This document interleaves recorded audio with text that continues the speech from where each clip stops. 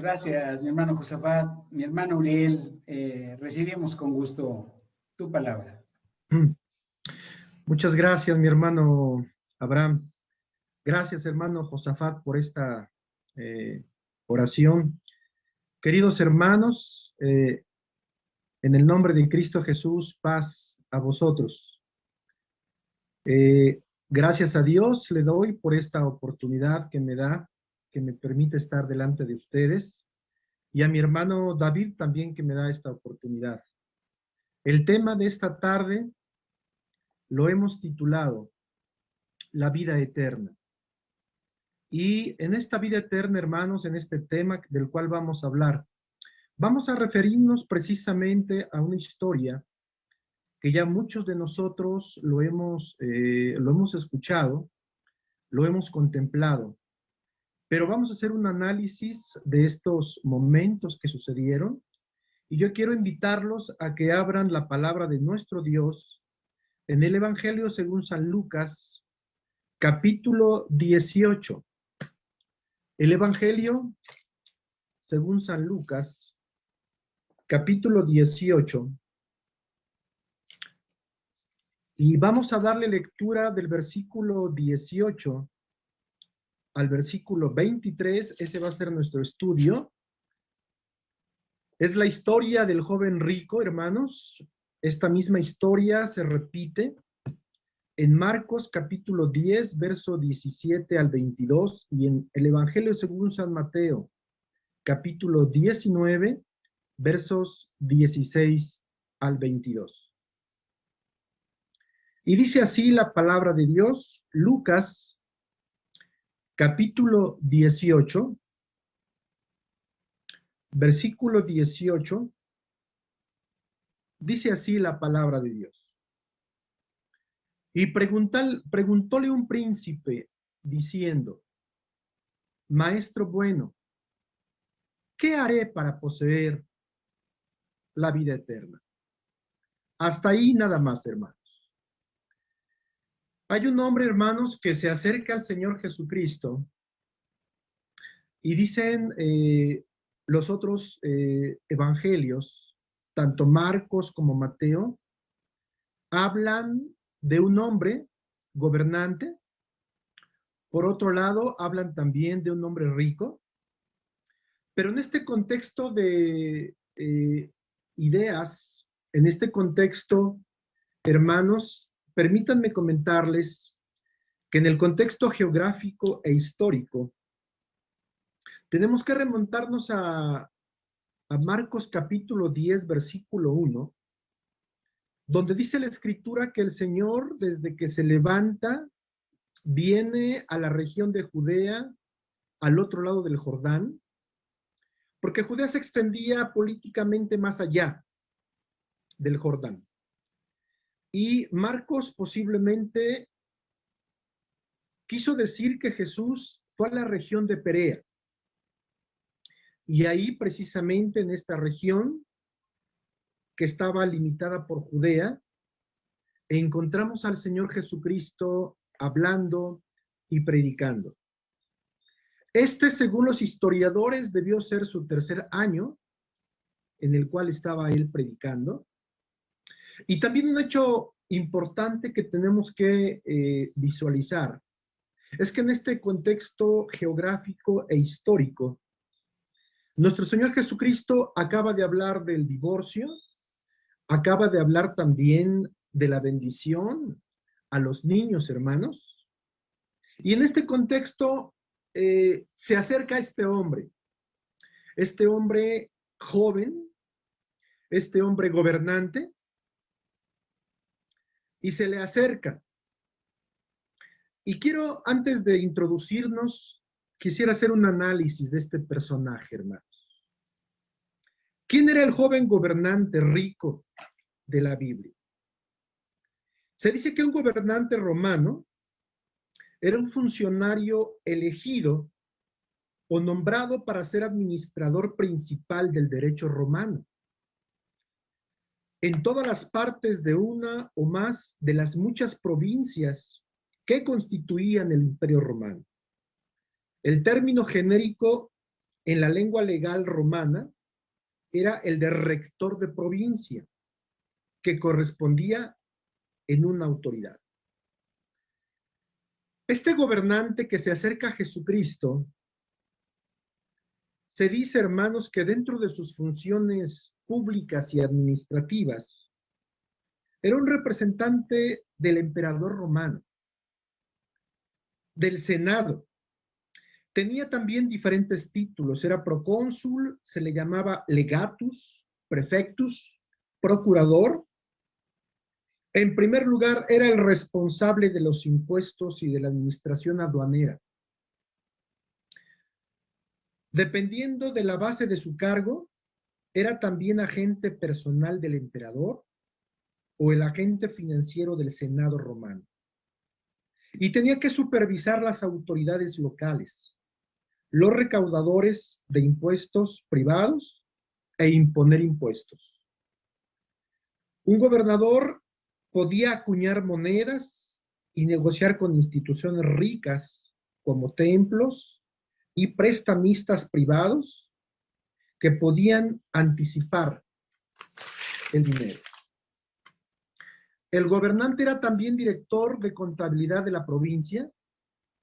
Él inspeccionaba los libros de las ciudades principales y varias operaciones, así como la supervisión de la construcción de proyectos de gran escala en todas las partes de la provincia. Aparte de estas funciones financieras, el gobernador era el juez principal de la provincia y finalmente comandaba las fuerzas militares dentro de la provincia. Este hombre, hermanos, con todas estas características, con todas estas funciones, con todos estos roles, se acerca a nuestro Señor Jesucristo. Imagínese usted, seguramente, una presencia pues muy solicitada, una presencia muy vista, no solamente en la región de Judea, sino seguramente una personalidad dentro del Imperio Romano con fuerza. Pero este hombre, hermanos, dice el versículo 18 de Lucas, Lucas capítulo 18, versículo 18, dice que este hombre le preguntó al Señor y le dijo, y preguntóle un príncipe diciendo, Maestro bueno, ¿qué haré para poseer la vida eterna? Se dice, hermanos, que esta palabra en el original griego, esta palabra de preguntóle, esta palabra significa en el griego epirosenten, investigar, inquirir. Es decir, que no fue solamente una pregunta, hermanos, sino que le interesaba investigar.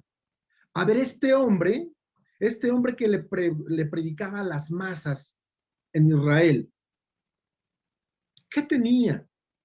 ¿Qué podía decirle? Siendo un representante del Imperio Romano, con todos los perfiles, con todos los oficios que él tenía, y con toda la jerarquía que el mundo le había dado, él quería preguntarle al Señor Jesucristo, pero en esa pregunta iba una investigación. En esa pregunta iba una duda. Y fíjese cómo se acerca a él y le dice, Maestro bueno. Esto fue una manera impresionante y quizás sorprendente para abordar a Jesús. Era un título que no se aplicaba a otros rabinos en los días de Jesús, ya que implicaba estar sin pecado y en la bondad completa. Jesús sabía que este título era único. Es decir, no se le acerca a cualquier persona, hermanos. Era una persona inteligente, aparte de rica. Era una persona inteligente, era una persona astuta. Y se le acerca como hoy Muchos políticos lo hacen de una manera muy decente, muy ordenada, muy atenta. Este hombre tiene esas características. Y le dice, maestro bueno, ¿qué haré para poseer la vida eterna? Tal vez, mis queridos hermanos, era una pregunta que tenía mucho sentido. Era una pregunta que tenía mucha profundidad. Y podemos decir que dependiendo de la respuesta que le diera el Señor Jesucristo, seguramente de eso dependía la eternidad de este hombre. Pero analicemos a la persona a quien formula esta pregunta. Y es como si hoy, queridos hermanos, uno de nuestros grandes hombres ricos en México, imagínense que el señor Carlos Slim, poseedor, uno de los hombres más ricos del mundo, le preguntara al Señor Jesucristo, oye, Señor Jesús, ¿qué haré para poseer la vida eterna? Sin duda alguna, hermanos, a este hombre joven, a este gobernante, algo le faltaba, hermanos. Indistintamente de todas las posesiones, de todos los oficios, de todo el perfil que él tenía, algo le faltaba. Y eso lo vemos en la pregunta que le dice al Señor Jesús, ¿qué haré para poseer la vida eterna? Él vino a Jesús no para escuchar el Evangelio, no para ver las promesas que él decía, no vino a Jesús para ver cómo sanaba a los enfermos. ¿Saben por qué vino a Jesús? Él vino con una intención. Y preguntarle y decirle, Señor, yo estoy buscando la vida eterna. Él tenía, hermanos, un gran vacío en su corazón, que ni su prestigio social, ni su dinero, ni sus bienes lo cubría.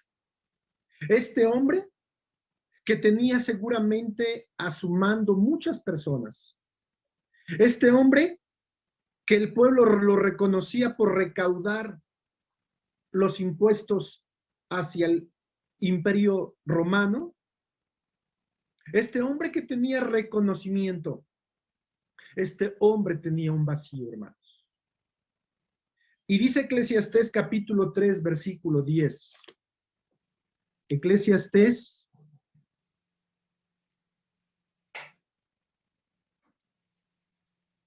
capítulo 3, versículo 10. Dice así la palabra de Dios. Eclesiastés capítulo 3, verso 10. Dice, yo he visto el trabajo que Dios ha dado a los hijos de los hombres para que en él se ocupasen. Y ciertamente, hermanos, nuestro Dios dio a este hombre este trabajo para que se ocupara en él.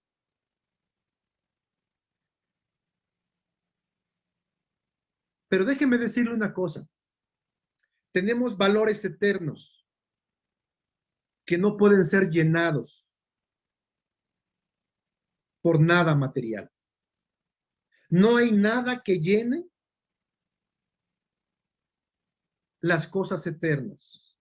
Ni una casa, ni un avión, ni un barco, ni una isla. Nada de eso, hermanos. Y esto explica por qué Salomón, aquí mismo en Eclesiastés, en su capítulo 2, versículo 11, aquí mismo en Eclesiastés capítulo 2, versículo 11, él decía también estas palabras sabias, hermanos. Miré yo luego todas las obras que habían hecho mis manos y el trabajo que tomé para hacerlas. Y he aquí todo vanidad y aflicción de espíritu, y sin provecho debajo del sol. Ciertamente este hombre, hermanos, había trabajado, se había esforzado, y tenía bienes y había adquirido muchas ganancias y tenía reconocimiento, pero algo le faltaba, hermanos. Y por eso se acerca al Señor Jesucristo. Y dice el versículo 19 de Lucas, Lucas capítulo 18, versículo 19. Vea cómo le responde Jesús. Vea cómo le responde nuestro Señor. Versículo 19. Y Jesús le dijo, ¿por qué me llamas bueno? Ninguno hay bueno sino solo Dios. El Señor Jesucristo, hermanos, siendo una persona muy sabia y muy entendida, teníamos a las dos figuras. Una figura reconocida socialmente con bienes, posesiones. Y por otro lado tenemos al Hijo de Dios, a la persona que vino a humillarse para darnos la vida. Y le pregunta y le dice, ¿por qué me llamas bueno? Porque en el griego esta palabra bueno, que es agatón, significa célebre. Significa una persona que tiene fama, que es reconocido. Y para el Señor Jesucristo eso no es importante, hermanos. El ser célebre o el tener fama para nuestro Señor, eso no es lo importante. Y le pregunta el Señor, vea cómo le dice, versículo 20. Dice así, los mandamientos, ¿sabes? No matarás, no adulterarás, no hurtarás, no dirás falso testimonio, honra a tu padre y a tu madre. El Señor Jesucristo, mis queridos hermanos, no le da una contestación directa o no le da una respuesta directa. Porque él sabía lo que había en su corazón. Vea lo que dice primero de Samuel, capítulo 16, versículo 7. Primer libro de Samuel, capítulo 16,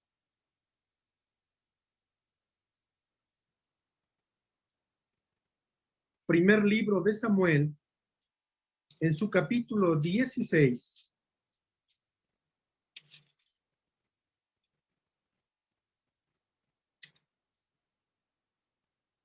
versículo 7. Vea cómo nos observa nuestro Dios y cómo nuestro Señor Jesucristo observa a este hombre rico. Dice así, y Jehová respondió a Samuel, no mires a su parecer, ni a lo grande de su estatura, porque yo lo desecho, porque Jehová mira, no lo que el hombre mira, pues que el hombre mira lo que está delante de sus ojos, mas Jehová mira el corazón. Y ciertamente, hermanos, cuando este hombre rico, este gobernante se pone delante del Señor Jesucristo y le hace la pregunta, el Señor Jesucristo se le queda observando, se le queda viendo y no ve la parte física, sino sabe lo que ve. Ve el corazón y ve su mente y empieza a analizarlo, hermanos. Este hombre, lo que no tenía sentido de su pecado ni de su iniquidad. Él no reconocía que estaba en bancarrota espiritual. Él creía que por sus propios esfuerzos iba a alcanzar la vida eterna.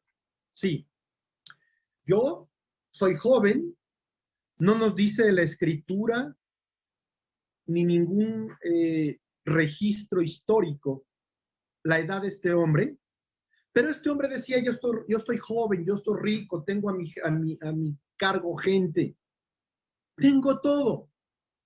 ¿Qué me hace falta para tener la vida eterna? Seguramente era igual, hermanos, que ese fariseo, que en Lucas 18:10 decía, no soy igual que los demás. Pero sin duda alguna, hermanos, esto mismo lo llevaba a despreciar a sus hermanos. El Señor Jesús conocía que el corazón del hombre que estaba enfrente de él estaba carente y quería sacar esa luz, quería sacar lo que había en su corazón, y por eso le pide y le dice y le pregunta, ¿conoce los mandamientos?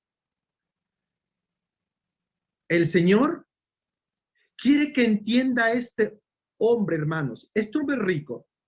El Señor quiere que entienda, al igual que hoy, el Señor Jesucristo quiere que entienda que los estándares de Dios son muy altos para la salvación de aquellos que quieren alcanzarla, hermanos. Los estándares de Dios son muy elevados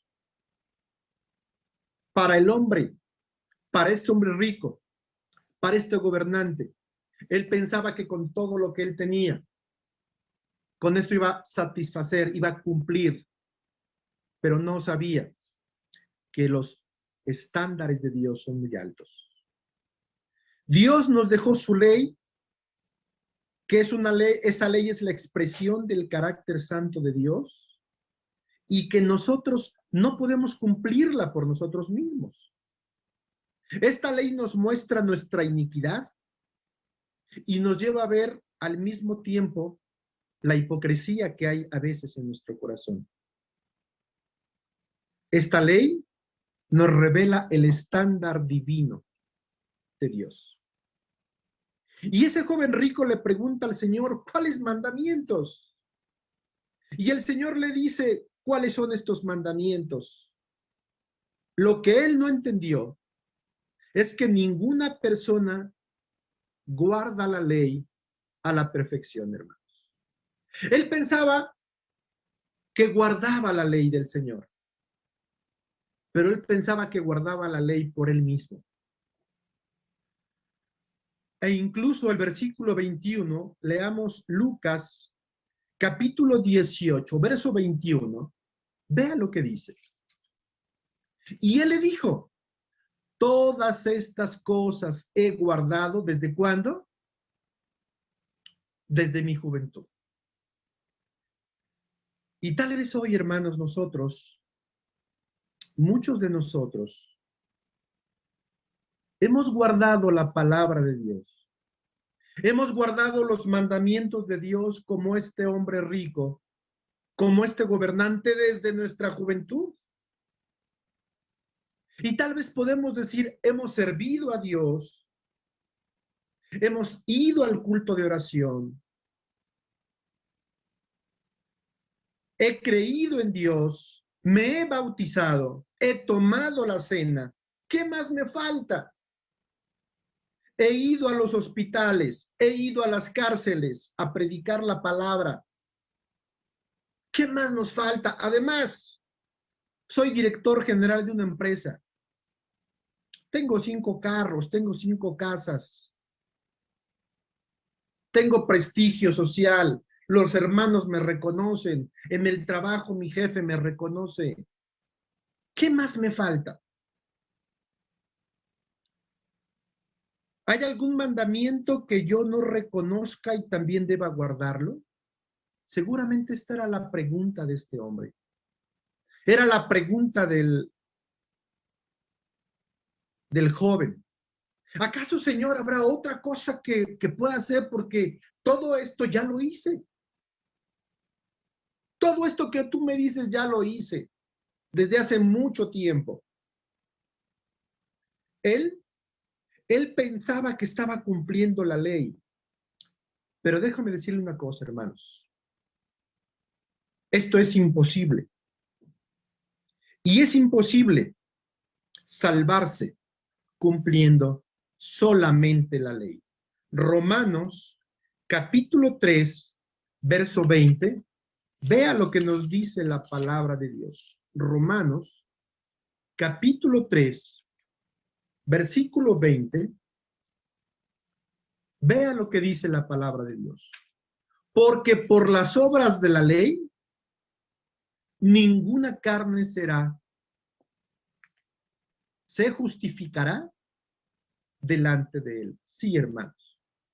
Este hombre no sabía, no reconocía que por sus obras, por sus propias obras, no podía justificarse. Este hombre no lo entendía. Nadie puede salvarse solamente guardando la ley de Dios. Nadie, hermanos. En Lucas 18, verso 22, vea lo que le dice Jesucristo, nuestro Señor Jesucristo. En Lucas, capítulo 18, verso 22. Y Jesús, oído esto, le dijo, aún te falta una cosa. Y este hombre tal vez se quedó pensando, hermanos, y se quedó meditando y dijo, bueno, ¿qué más me falta? Y el Señor Jesucristo, de una manera muy sabia, le dijo, te hace falta una cosa. Si quieres salvarte, deberás cumplir la ley a la perfección. Y la síntesis de la ley es, amarás al Señor tu Dios con todas tus fuerzas y a tu prójimo como a ti mismo. Pero vea también lo que dice Santiago capítulo 2, verso 10. Santiago, la carta del apóstol Santiago, en su capítulo 2, versículo 10. Vea lo que no sabía el hombre rico. Porque cualquiera que hubiere guardado toda la ley y ofendiere en un punto, es hecho culpable de todos. Esto significa, hermanos, ¿por qué esa ley es el reflejo del carácter santo de Dios? Y cuando se peca en un atentado, se peca contra Dios mismo. La ley de tránsito dice que si violó un artículo, se está violando toda la ley. Cuando nosotros compramos un espejo grande, un espejo bonito, y de repente en una de las partes, ya sea en la parte inferior, derecha o izquierda, en la parte superior, lo llegamos a quebrar, hermanos, entonces ese espejo grande y hermoso, decimos de él, ese espejo está roto. Así sea una parte pequeña, ese espejo está roto. Y ocurre así mismo con la ley. La ley de nuestro Dios es una ley perfecta, es una ley grande. Pero si nosotros incurrimos en una falta, en uno de sus mandamientos, se transgrede en toda la ley. Y precisamente este hombre rico no entendía eso. Lo que no entendía ese hombre es que su obediencia a la ley de Dios era una obediencia imperfecta, porque el corazón humano es imperfecto.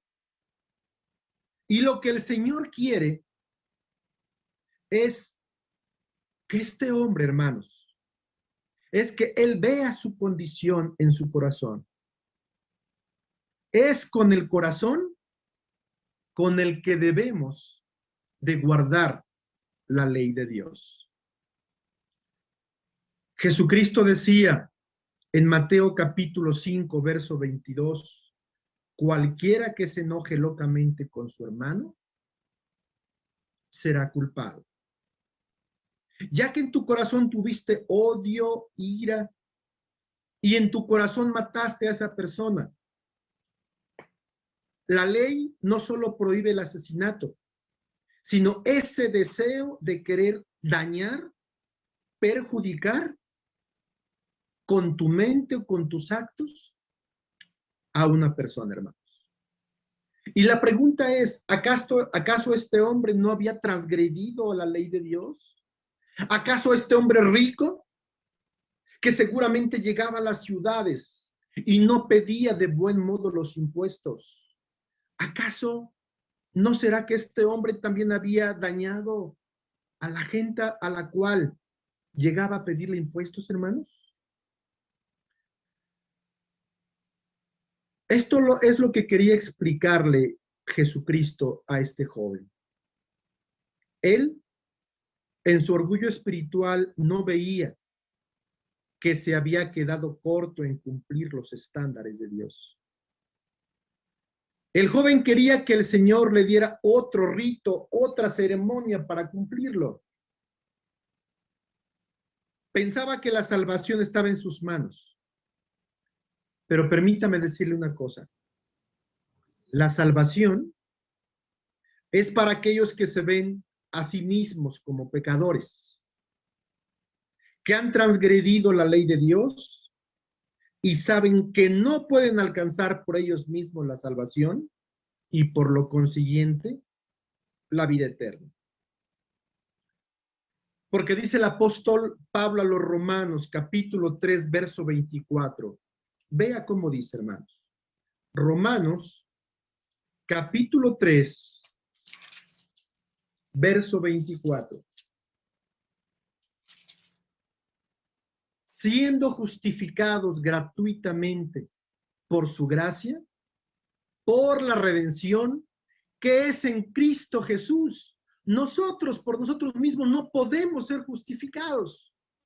Nosotros por nosotros mismos no podemos alcanzar las cosas.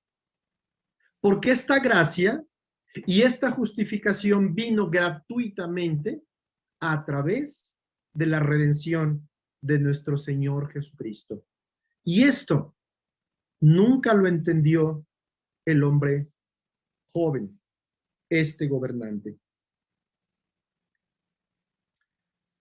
Ese era el problema de este hombre. No hay nada que hacer. Ese hombre se veía externamente bien ante la iglesia, ante el trabajo, ante sus hermanos, ante su jefe. Este hombre se veía bien. Pero ¿sabe cómo se veía delante de Dios, hermanos? Se veía carente.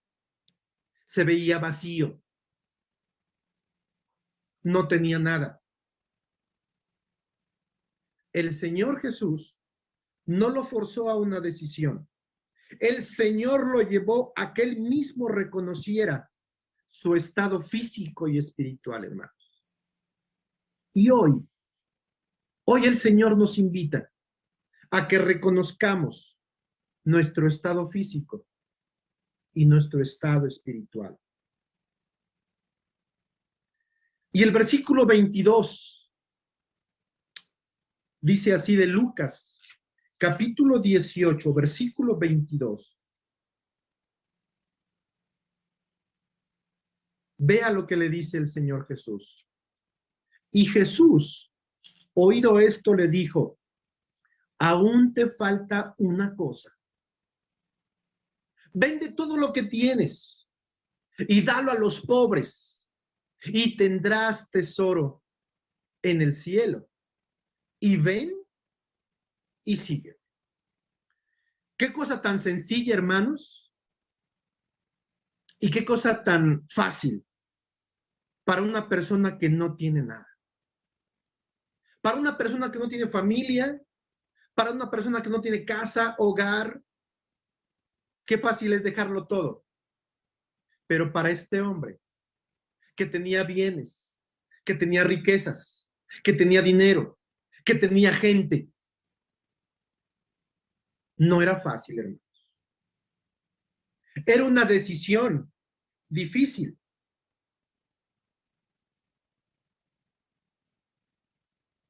Porque le dice, él no poseía riquezas, él no poseía bienes, los bienes y las riquezas lo poseían a él, hermanos. Los bienes y las riquezas poseían a este hombre. Y el Señor le dice, abandónalo todo y ven y sígueme. Las riquezas no te van a llevar a nada. Si deseas la vida eterna, prueba tu sinceridad. Esa era la mejor evidencia de que él había removido los ídolos de su corazón y que Cristo era el único objeto de su adoración, hermanos. Qué difícil decisión tenía que tomar este hombre. El Señor puso delante de él una balanza y le dijo, ¿qué quieres? ¿Quieres tu prestigio social? ¿Quieres tus riquezas? ¿Quieres tus bienes? Adelante. Pero si quieres seguirme y si quieres la vida eterna, déjalo todo. Ciertamente, dicen algunos escritores, que nuestro Señor Jesucristo le estaba haciendo una cirugía al corazón abierto, hermanos. Lo estaba escudriñando, lo estaba analizando. Y en este sentido, hermanos, quisiera comentarles algo. Mientras nosotros como hijos de Dios dependamos de nuestro prestigio social, dependamos de nuestra autoridad, dependamos de nuestras riquezas, de nuestro reconocimiento, no podemos seguir al Señor. La identidad de este hombre se basaba en el reconocimiento a las personas. Es imposible que tú puedas decir que tú confías en Cristo, porque nuestra verdadera identidad, nuestra verdadera satisfacción debe de estar alineadas al Padre y a su Hijo Jesucristo. Qué difícil pregunta para este hombre. Y le dice en la parte última de este versículo, vende todo lo que tienes y da a los pobres y tendrás tesoro en el cielo y ven y sígueme. Cristo Jesús, allá en Mateo capítulo 16, versículo 24, Mateo capítulo 16,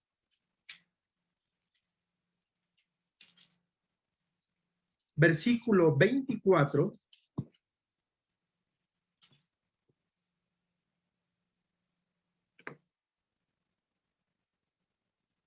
vean lo que les dijo Jesucristo a sus discípulos. Entonces Jesús dijo a sus discípulos, si alguno quiere venir en pos de mí, niéguese a sí mismo y tome su cruz y sígame. Porque no es fácil, hermanos, no es sencillo seguir al Señor cuando nuestro corazón no está alineado a su voluntad. No es fácil. Y regresando a Lucas, capítulo 18, verso 23, vea lo que sucede finalmente. Lucas, capítulo 18, versículo 23, dice así. Entonces, él, oídas estas cosas, se puso muy triste, porque era muy rico. Sí, hermanos, no era fácil separarse de sus bienes. No era fácil quitarse ese reconocimiento social. No era fácil que la gente lo admirara, tal vez le aplaudiera, se le reverenciara. No era fácil dejar todo eso. Pero ¿sabe una cosa? Él prefirió sus riquezas. ¿Y sabe por qué? porque ahí estaba su corazón. Nuestro Señor Jesucristo, en el Evangelio según San Mateo, capítulo 6, verso 21. Vea lo que dice, hermanos. Mateo, capítulo 6, verso 21. Vea lo que nos dice el Señor. Porque donde estuviere vuestro tesoro, allí estará vuestro corazón. Y el corazón de este joven rico, de este gobernante, estaba en sus riquezas.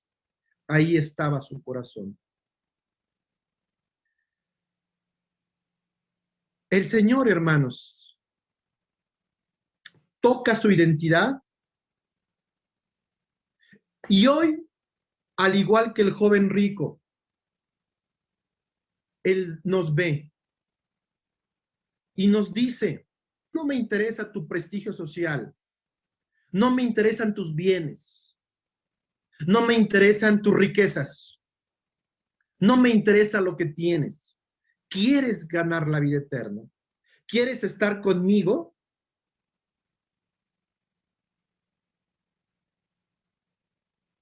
Y vea lo que el Señor nos dice, Miqueas, capítulo 6, versículo 8.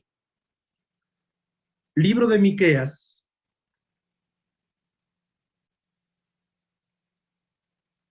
capítulo 6, versículo 8, dice: vea lo que nos pide el Señor, hermanos. Oh hombre, Él te ha declarado que sea lo bueno y que pida de ti Jehová. ¿Qué es lo que pide nuestro Dios de nosotros? ¿Solamente hacer juicio, amar misericordia y humillarnos para andar con nuestro Dios? El joven rico seguramente no hacía juicio. El joven rico no tenía misericordia con la gente. El joven rico no andaba con Dios. Y por eso lo enfrenta. Y por eso hoy nos enfrenta el Señor y nos dice: ¿qué quieres? Todo el entusiasmo, toda la alegría se vino abajo.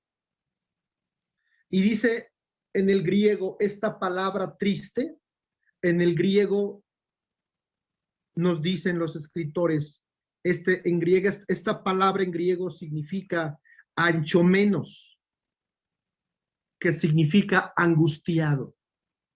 Se fue angustiado, hermanos, porque estaba conmocionado y no sabía.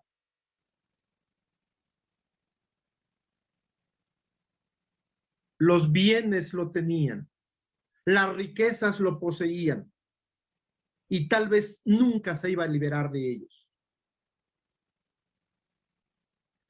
Y es por eso que finalmente en el versículo 24 de Lucas capítulo 18, finalmente en el versículo 24, Jesucristo les dice a sus apóstoles, a sus discípulos: y viendo Jesús que se había entristecido mucho, dijo: cuán dificultosa es que entren en el reino de Dios los que tienen riquezas. Finalmente, hermanos, hoy en esta tarde, seguramente igual que ese joven gobernante, nos acercamos a nuestro Señor Jesucristo y a nuestro Dios y le hacemos estas consideraciones. Señor, he creído en ti. Te he servido por muchos años. Es más, me he bautizado. Ayer tomé la cena contigo. ¿Qué más me falta para estar contigo, Señor? ¿Y sabe qué nos hace falta, hermanos? ¿Sabe usted qué nos hace falta?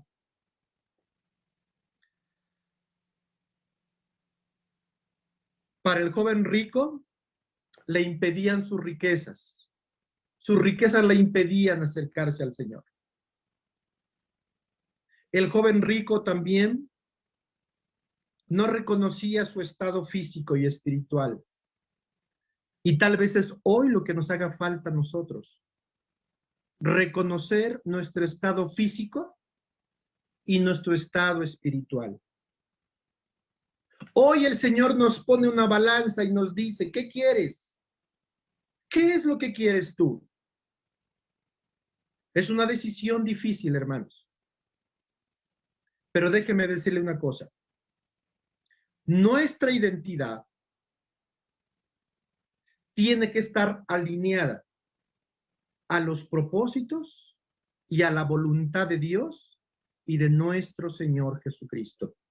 Si nosotros queremos estar reinando con Él.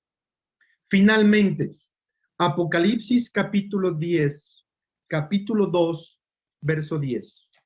Apocalipsis capítulo 2, verso 10, la última parte. Vea lo que nos recomienda nuestro Señor. Apocalipsis capítulo 2, verso 10, la última parte dice, sé fiel hasta la muerte y yo te daré la corona de la vida.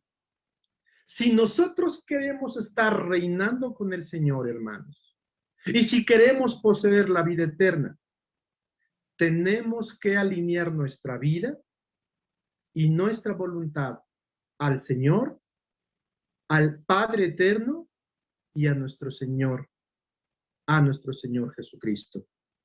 Dios nos ayude, Dios nos dé la fuerza, Dios nos dé la energía para poder alinear nuestra vida a su voluntad y a lo que Él nos pide.